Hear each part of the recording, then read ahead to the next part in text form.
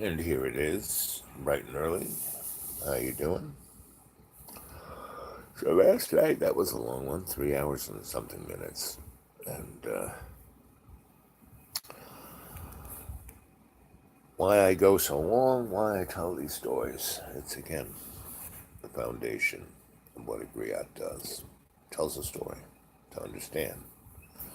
Any of those of you who have been practicing or experiencing meditation, that takes you to your Akashic record, and you meet your guides, your librarian, your animal totem, and your guardian angel. These are representatives of your character, your personality, your connection to the higher realms. You know, these are not things that are on television or given to you by the media. It's like a clear channel. So I started doing Dreamy Dreamland, the Sensei Bob, to reach out to all our relations, to find a cadre, a chorus, that would sing a sweet song of freedom. Now, from the minute you are taken from your mother's womb, you are enveloped in the illusion of this reality. You're taken away from your mother, you're weighed, you're poked, you're prodded. If you're a guy, they clip your dick. You know, they do all kinds of things that traumatize you right off the bat. And then, you go into the programming. Now, the question is, are you just a programmed meat puppet? Do you respond to all those things that have been, you know, poked and prodded into you? Or, for some reason, are you outside of that? And, you are somewhat able to not be owned, not being domesticated. Because I don't know if you've realized, there is a whole bunch of stuff going on that isn't even close to what our religions, our governments, our schools, all the programming agencies tell us. So, my little process is to tell you a story. The griot tells you a story that, I don't know if you read any of the myths, any of the Greek and Roman histories, Aristotle, Plato. Have you read those guys? Homer. So they told stories, real long stories. They were griots. And in the process of doing that, it would deprogram their students. So those, they would tell them such outlandish tales that were mostly true that it broke that element of programming known as disbelief. We as folk are kept in chains by our disbelief. I mean, what better slave to have than the one you don't have to chain up?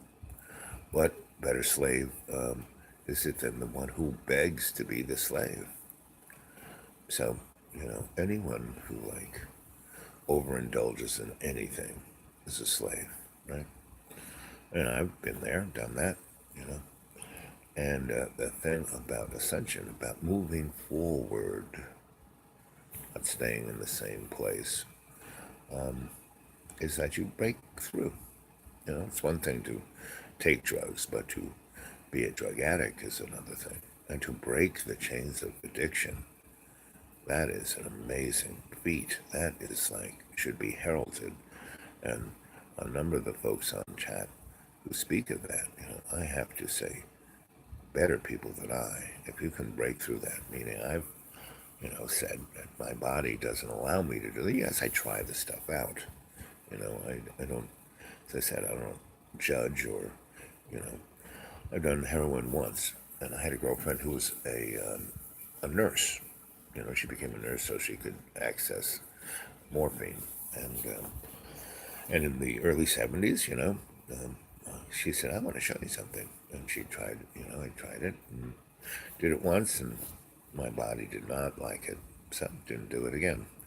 Had to find a new girlfriend, and that's a whole other story. That story is like so. And then I've had other trials and errors, and folks were talking about raves. Well, and I was telling you about rainbow gatherings. Well, a rainbow gathering isn't a rave. You know, at its core, it's supposed to be a spiritual, shamanic, healing environment. And over the years, the powers that shouldn't be couldn't really control it, so they, dumped a lot of drugs in there so people would get totally drugged out. That's what happened. And that's why I don't go to them. I mean, I will, like I said, if it's in 70 miles, so wherever I am and they come and get me, I'll come because there are loads of friends there. I've done some, I told you a few stories last night, and those folks are still around, and whenever I go, I bump into them, and it's like great because these are friends. I don't know if you folks have any friends that you've known for 50 years, and maybe you haven't seen them for 10. But when you go back and see them, it's like just yesterday. You pick up right where you left over, and that's a sign of a really good friend. And that's what I'm trying to enable here. A group of people who can become closer than family. We're a cadre, right? A band of brothers and sisters. And there's all types that make up that band. You ever see a World War II movies? So the rough guy from Brooklyn and the guy from Kansas Valley and another guy from San Francisco. And then they become brothers, right? And sisters, and that's what I'm trying to do here. So, who's ever cantankerous, who's ever more than cantankerous. Some people say, oh, they're trolls, or they're plants, or they're whatever. Well, it doesn't matter, you know. Everyone's. This is all our relations. And so I go on and on and on with these stories because they are shamanic ceremonies. I do everything for a reason. That's why I'm Sensei Al Bob and just not Bob, or Al, I'm Sensei Al Bob in this forum, right? And as I know, I'm watching this, as I'm telling the story, I'm just like going along off to the side over here, and you guys are, chatting away.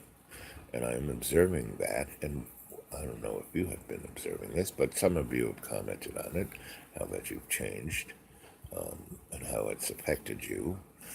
And so, this is not just by chance. And so, this is like I said, when I started this series of 40 Days and 40 Nights, this is a time when all these different trends are coming together. First time in millennia. So it's an amazing opportunity for ascension and positive change of our society. And history shows that, Earth has been around 6 billion years. And Homo sapiens sapien, guys like us, have been on this planet for almost that time. And so, we have risen and fallen. And just our present 16,000 year his story, because, guys weren't always in charge. Go look to mythology. There are a lot of women in mythology who were, pretty, Zeus was pushed around by the girls. So this is a very, very extraordinary time where we can wake up, we can free our consciousness, we can be responsible not only to our brethren, but to ourselves and what our potential is. And that's what I'm speaking to through these stories. They're yes, they can, like last night, 3 hours and 14 minutes, I just kept going on. But I kept seeing what you guys were interacting with, and I was, sensing energetically how that story changed you and helps you and motivates you and changes your day-to-day life. And even if you are, curmudgeonly, you get less. And if you get more, it's like a cycle. Even if you get more, it's only because, I'm saying things that kind of knock the dust off the pipes on the inside. And so we have to dig deep. We have to go deeper. This Dreamy Dreamland with Sensei Bob is not just a do. Oh, look at my new shoes. Oh, isn't that cool? Oh, no. We are digging deep here. So, as we go forth, I want to hear more from you guys. What books are you reading? What are you digging up yourself? What are you, you know, I'm not the only guy who can give information. A lot of you dropped out of stuff.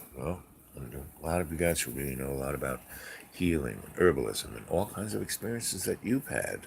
And that's why I set up xratted.blogspot.com, because it's called Griot Press, right?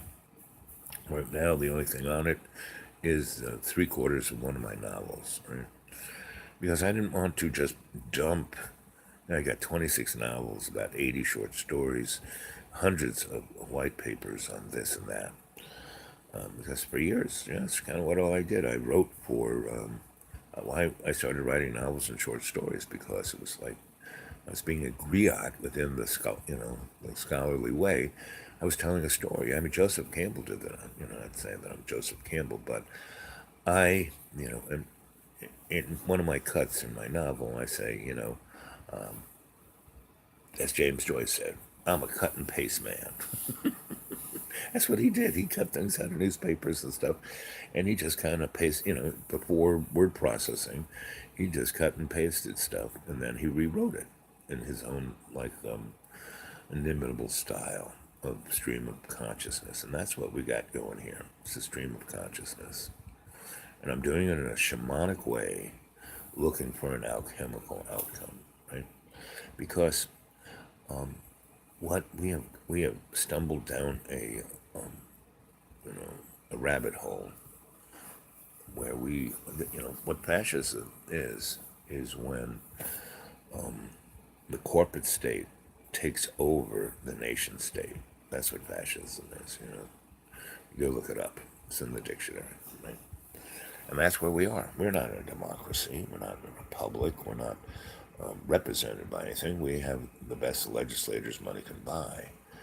And the corporations own them. And the corporations, like, we have this thing called the Freedom of Information Act, and you can file a FOIA, which is a request for, if you know any piece of information and where it is and what its number is, and it's in some filing cabinet in the government, you can get it.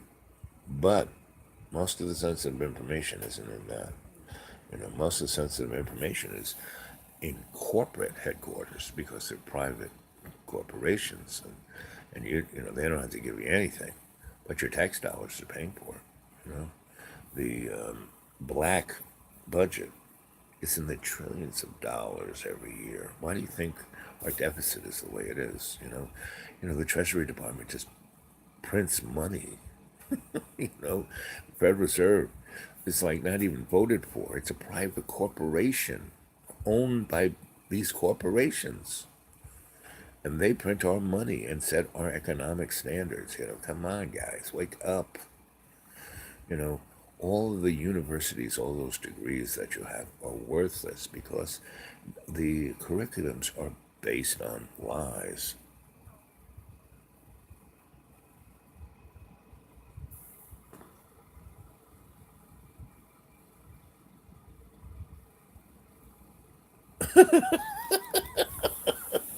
Well, don't slip, don't fall. And in the shower. Well, thank you very much. pass the word, get other folks to listen, and like those buttons. The more likes I get, the more the algorithms will be looking at us. And it's really amazing since I've been doing this. I'm aware of I'm aware pretty much of everything. I've been around. I've had amazing teachers who kind of just kept slapping me upside that. Hey, wake up! Look at that! Stay aware. So after 60 years of people slapping you upside the head, you either get brain dead or you wake up a little bit. So I'm aware, and it's interesting since I started this. Other than you, the cadre there, um, have been kind of watching and being aware, and it's being aware. Not only are you listening to it in the shower, other folks are too. And that's a good thing.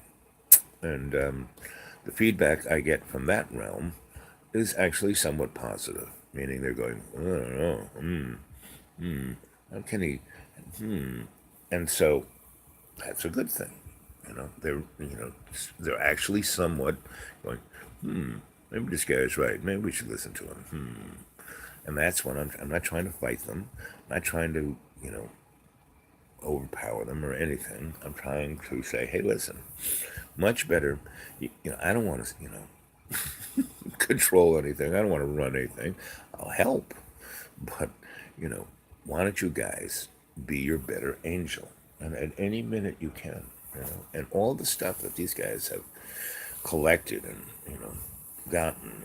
And, it's like, end of Indiana Jones, some old guy sticks the Ark of the Covenant into a wooden box, nails it closed, and sprays a number on it, and then puts it on a, thing and wheels it into the warehouse, and the warehouse goes on forever and ever, and it's like way high up, and meaning that all these boxes that are in this warehouse are as groovy as the Ark of the Covenant, right? And so we have technologies for everything under the sun. We could have heaven on.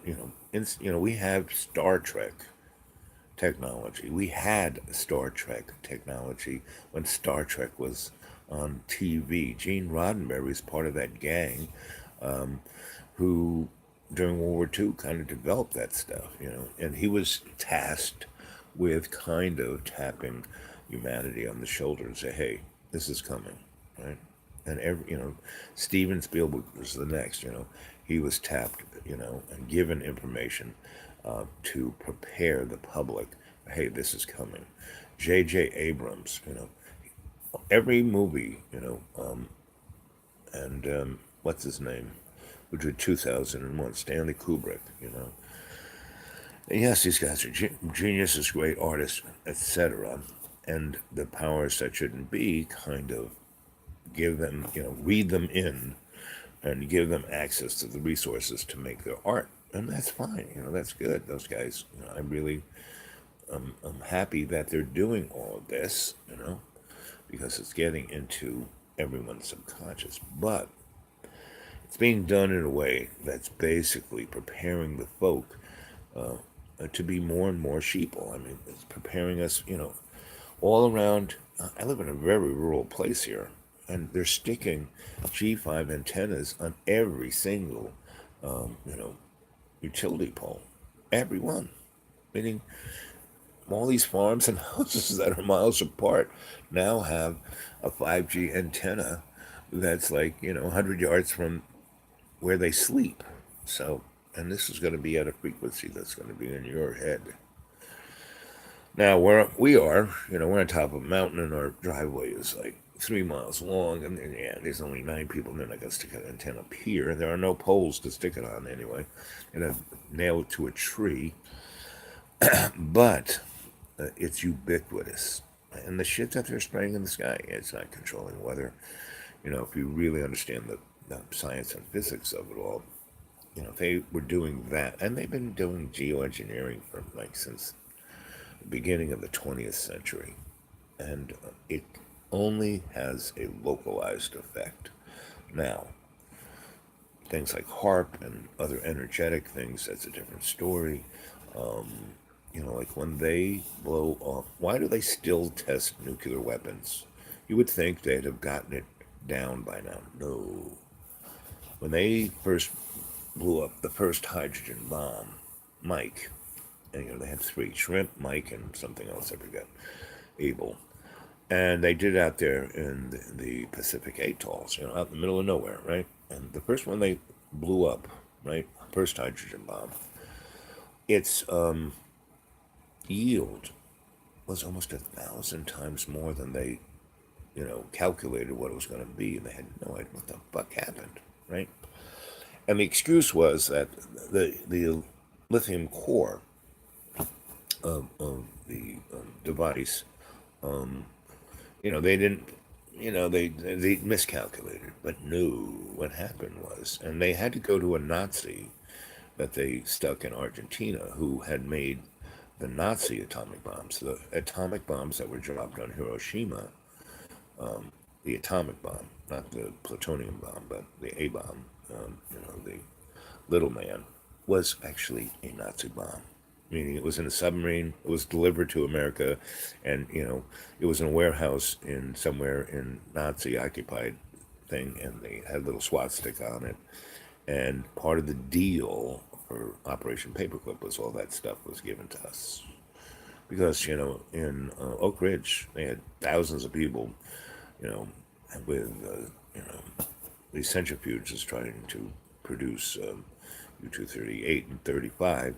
And, after 2 years, they only had like picograms, not enough. Now, out at Hannaford, they were making plutonium by burning reactors, and byproduct was plutonium, and it was a simple chemical process to extract that. So, but they only had so much plutonium. So the first thing they tested, bingo, was out there in Trinity. That worked. The bomb, Fat Boy, that they dropped on Hiroshima or Nagasaki. I forget which one was the first one. But the first one was a plutonium bomb. The second one was a Nazi weapon. Right? So when they blew up the hydrogen bomb, good old Teller, who was, he was the guy that was in Doctor Strange, with the patch, and we'll have them, that guy was a sick fuck. Anyway, so he, did the hydrogen bomb, and it had gigantic yield. I mean, it was nearly nuked Japan, and they were a little sensitive about that. And so they had to go to a Nazi scientist that had already made a fusion reactor in Argentina, right? And he was already heading towards Star Trek technology. He was looking at what had gone down. Oh, in the antediluvian times, and he was back engineering that stuff. Anyway, they went to him and said, "Hey, what happened here?" And he said, "Oh, well, what you morons did was you opened a gate, an energetic gate, 0 point energy. And a flood of energy came from that bias of the, ether, as, they called it back in the 19th century. And, and my little reactor here, that's what I am doing. I'm not making heat and boiling water with the heat of the sun, like you morons are trying to do in Princeton. No, what I am doing is I am, melting energy from other dimensions. And that's why my little reactor is the size of a VW, and yours is the size of a football field. Anyway, so that's the technology that was accessible back in 1947. So, boop, boop, boop, boop.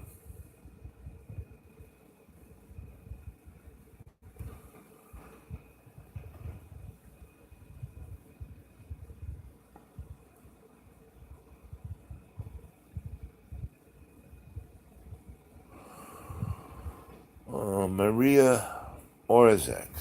Sounds familiar. Why don't you fill me in? Sunray. I'd love to hear. So come on. You got your fingers on the keys. Tell us. Your sensei is waiting.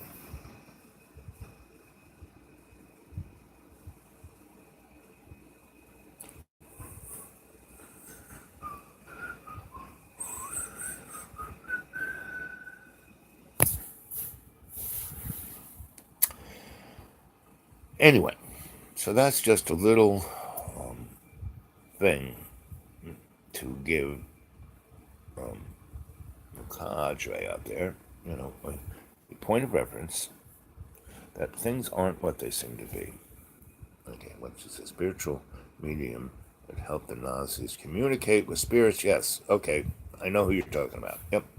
She was part of the Thule Society, and there was another society I should think she was a part of that was started S, and it was way older, way, like back to before Madame Blavatsky, right?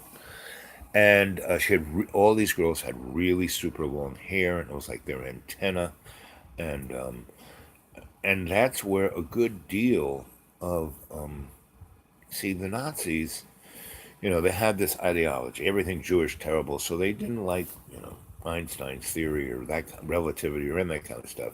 But they were right because that stuff was kind of crap, right? So they were like wanted, Aryan technology, blah blah blah. So they were going to the source through this girl, right? Back in the day, before Adolf even showed up, because the Nazi Party was more an esoteric banking transnational thing, meaning a good deal of their technology, that girl and girls like her, they would channel, they would write it down, and then they would spread that stuff all over the planet.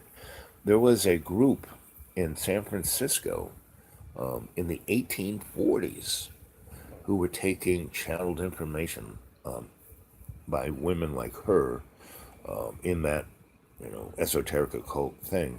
And these guys came to California because they liked the oranges and the sun, but basically because they wanted to start to integrate this kind of fascist corporate, you know, satanic, that. What do you think Bohemian Grove is in California, right? So that's what I'm saying. There's all this stuff that is so beyond, So our defense budget is something like almost $1 trillion a year. When like all the atomic bombs are, done by the atomic guys who are these? They're supposed to be, atoms for peace. No, they're taking care of all our atomic weapons. So, and the State Department, it's all about defense. It's all defense. What it is this transnational cabal that's ruling, right, the planet. It has for a billions of years, hides in plain sight. So basically, Rome is the corporate headquarters of religion. The city of London is the corporate headquarters of finance. And the Pentagon is the corporate headquarters of all things military. And so, I mean, like, just the defense budget itself is 40 times greater than the rest of what the world spends on the military. And Donnie is complaining how NATO isn't pulling its weight. Well, Lockheed and Douglas and Boeing and GE don't want them to build their own military-industrial complex. NATO is just a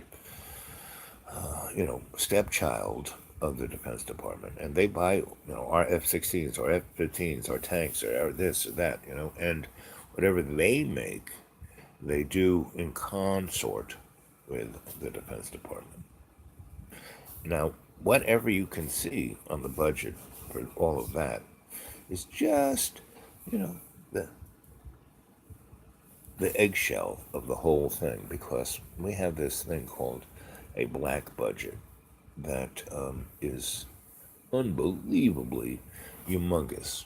It is like 80% of the world planet's GDP. Why do you think people starve and all of this? And why are we having wars when we don't need them?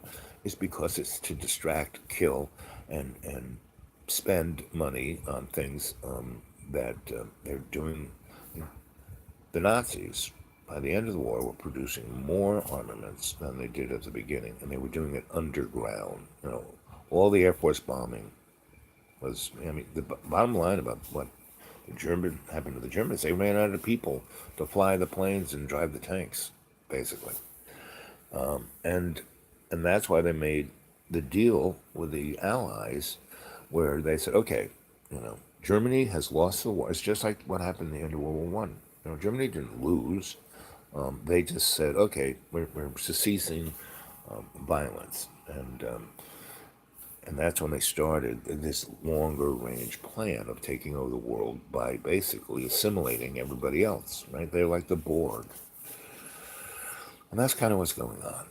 And that's why we have Dreamy Dreamland with Sensei Alban, to give an opportunity, a platform, a location where everyone, all our relations can come, not just people who believe in, this or that, or this isn't a tribal thing. No, this is all our relations, you know. So, well, this is a morning thing, and it's, I have to go up. I'm trying to get the mission and Salvation Army and the police and lots of people to do a new thing for the homeless people, instead of just institutionalizing them like in jail. What makes someone not homeless? They have a home. So I'm working on that. And all you guys out there, need to work on things of that nature. And why don't we, when we do our evening chat, take this forth, right? What can we do in our neighborhoods outside the box in a new way to make a difference? How can we in our prayers do the same? What fun things can excite people that's not commoditized by Hollywood? And I want to hear your stories, where you come from, what you're doing, what you're thinking, what you're reading, okay? So I'm going to say Lord's Prayer, and then I'm going to meditate for a few moments. So why don't we vibrate on love's co-creation? And every day and every way we'll take the peace of the earth and make it stronger through love's co-creation. Our Father who art in heaven, hallowed be thy name. Thy kingdom come, thy will be done on earth as is in heaven. Give us this day our daily bread, and forgive us our trespasses as we forgive those who trespass against us. And lead us not into temptation, but deliver us from evil, as it was in the beginning, is now, ever shall be, world without amen. Hail Mary, full of grace, the Lord is with thee. Blessed art thou amongst women, and blessed is the fruit of thy womb, Jesus. Aho, my cadre, my family, all our relations. I love you all. You have a beautiful day. Here it is coming up on 3333, and I will say, sweet day to you all. Okay, 29, 30, 1, 2, 3. Sweethearts, I love you all.